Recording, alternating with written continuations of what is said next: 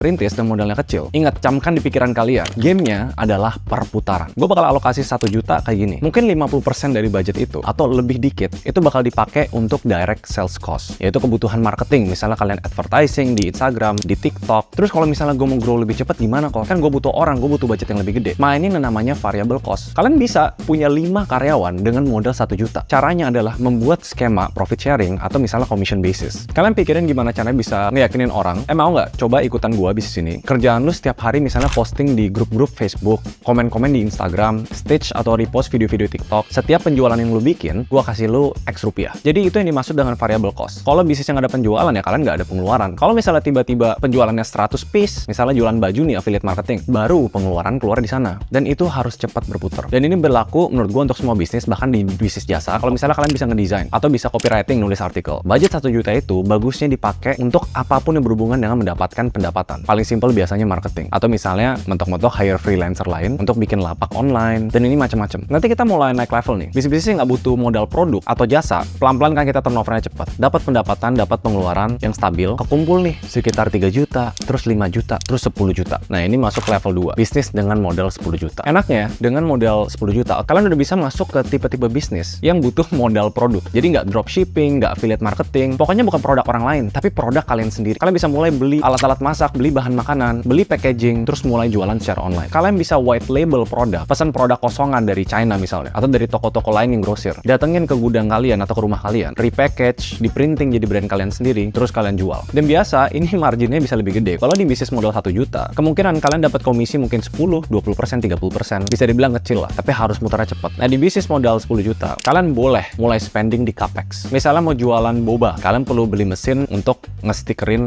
gelasnya. Tapi yang gue saranin nggak boleh lebih dari 20-40% dari modal 10 juta kalian. Jangan modal 10 juta, 8 jutanya kalian buat beli mesin cetak printing untuk baju, untuk boba, apapun yang jenisnya capex, kalau bisa di bawah 50%. Kenapa? Soalnya dengan modal 10 juta, kalian tuh bisa invest di hal yang jauh lebih penting daripada semua itu, human capital. Kalian boleh deh tanya investor manapun atau konglomerat manapun, kalau lu mau bisnisnya grow, lu nggak bisa kerja dengan sendiri terus. Lu harus mulai hire orang. Cuma kalau 10 juta mau gaji siapa? Gue gaji fresh graduate, UMR aja 4 juta, 1 bulan habis. Mau nggak mau, kan harus bikin skema mirip-mirip sama skema bisnis 1 juta. Kalau 1 juta, karyawan kalian tuh lepasan, dia nggak ada kewajiban apa-apa. Di fase 2, 10 juta, kalian bisa berlakukan yang namanya PKWTT, pekerja tidak tetap. Yaitu, kalian kasih base salary atau gaji pokok, misalnya kecil aja, 500.000, 1 juta, tapi tetap berlakukan skema profit sharing atau komisi. Jadi mereka tetap semangat untuk ngejalanin kerjanya mereka. Di sini harus lebih hati-hati ya, karena kalian udah mulai punya fixed cost. Saran gue, nggak usah sewa kantor, nggak usah biaya-biaya lain yang pasti. Karena luxury-nya, privilege kalian dengan modal lebih besar,